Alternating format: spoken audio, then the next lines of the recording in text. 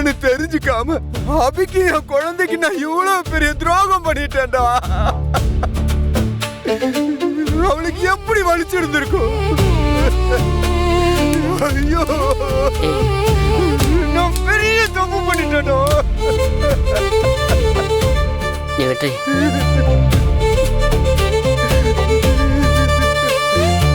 புலி, ஒரு நாள் கூட அவளை ஜெயில போய் பார்த்து என்ன நடந்துச்சுன்னு கேட்டதே இல்லடா.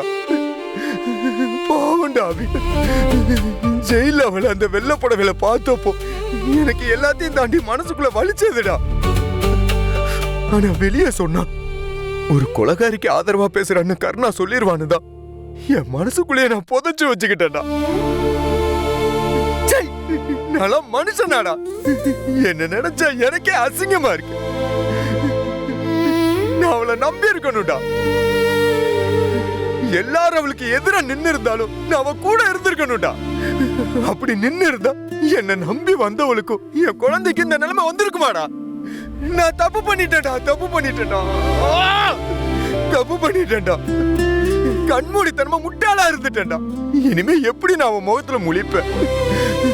என்னோட உள்ளுணர்வு அபி தப்பு பண்ணிருக்க மாட்டாங்கன்னு சொல்லிட்டே இருந்துச்சுடா.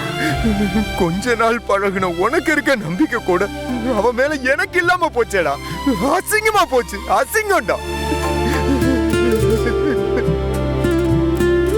அப்படின்னா மிலன் மித்ரன் கேஸை வச்சு மாணிக்கம் கருணானனை மிரட்டிட்டு இருந்ததா சொன்னதெல்லாம் பொய்யா? கருணானை எதுக்காக நம்மகிட்ட அப்படி ஒரு பொய் சொல்லியிருக்கணும்? கோடிக்கணக்கில் மாணிக்கத்துக்கு பணம் கொடுத்ததெல்லாம் இந்த ரிப்போர்ட்டுக்கு தானா? எனக்கு புரியல புலி. என்ன சுத்தி என்ன நடக்குதுன்னே புரியல. டேய், பேசாம கருணானை இதை எடுத்துட்டு போய் காமிச்சிடுவோமா? இல்ல புலி, வேண்டாம். ஏன்?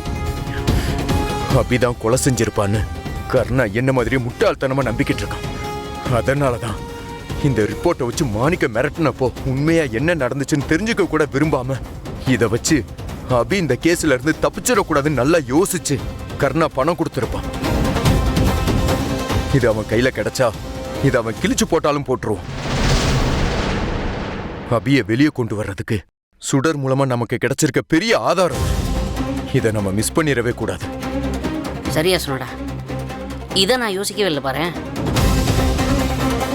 ஆனா நான் யோசிச்சுதான் ஆகணும் புலி. இனி இங்க இருக்க ஒவ்வொரு நிமிஷமும் கிடைக்கிற ஒவ்வொரு ஆதாரமும் எனக்கு ரொம்ப முக்கியம்.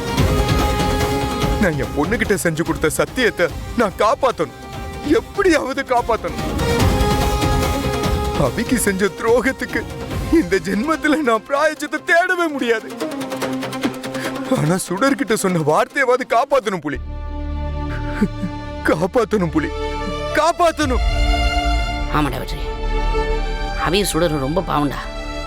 உலகத்துல எந்த தாய்க்கும் பிள்ளைக்கும் இந்த குடும்பம் நடக்கவே கூடாதுடா. பார்வதி அக்கா விஷம் குடிக்கிற அளவுக்கு அவங்களுக்கு எந்த பிரச்சனையுமே இல்லையே புலி. அப்புறம் எப்படி? ஏண்டா, அவங்களே விஷம் குடிச்சிருந்தா அவங்களை யார் கத்தியால குத்திருப்பாங்க?